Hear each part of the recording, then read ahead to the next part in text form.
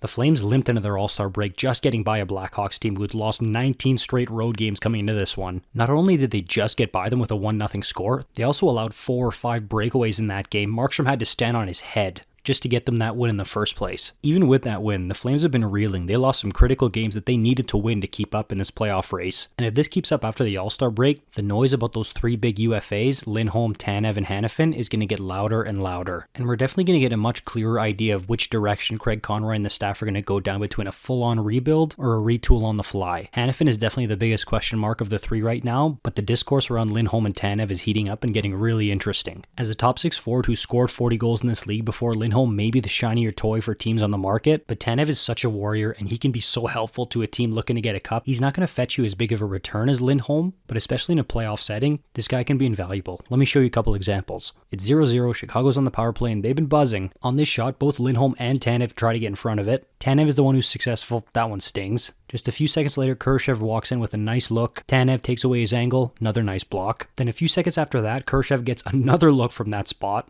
Takes an extra second to figure out how he's going to solve Tanev, and Tanev still gets the better of him. That's just number 8 in a nutshell. It's a huge part of his game, and it's a big reason why a lot of teams have him on the radar as a possible trade deadline acquisition. 3 that I've seen the most are the Toronto Maple Leafs, because sometimes their defense is just a fire sale this year. Having Tanev there could obviously really help them. The Vancouver Canucks, yes, a reunion there. I think that'd be pretty cool. Quinn Hughes loves playing with Chris Tanev. He's very well respected and regarded in that organization. They've reportedly been very interested in him. And lastly, on the most recent Saturday headlines, Elliot Friedman mentioned the Ottawa Senators as a possible team of interest here, which I don't know about you guys, but for me kind of came out of left field. That's a team that's not making the playoffs this year, but could be trying to bolster their roster for next year, I guess. Even though Tanev's a pending UFA, the market will certainly be interesting for him. On the Lindholm side of things, I personally don't see him going to a team that doesn't have serious Stanley Cup aspirations this year. The 2 big boys that we've heard seemingly since the beginning of this with Lindholm has been Colorado and Boston. Obviously in Colorado, he'd slot in that second line center spot. They've been searching desperately for that since Nazem Kadri left. They're definitely in the conversation here. So is Boston. But the one thing about the Bruins is that Pavel Zacha and Charlie Coyle have been playing so well for them down the middle. You've got to wonder if they'd be willing to outbid teams for Lindholm, knowing how good they've been with the 2 guys they have already. Obviously, the insiders have kicked around a few other cup contending teams like Colorado, Florida, and Vegas.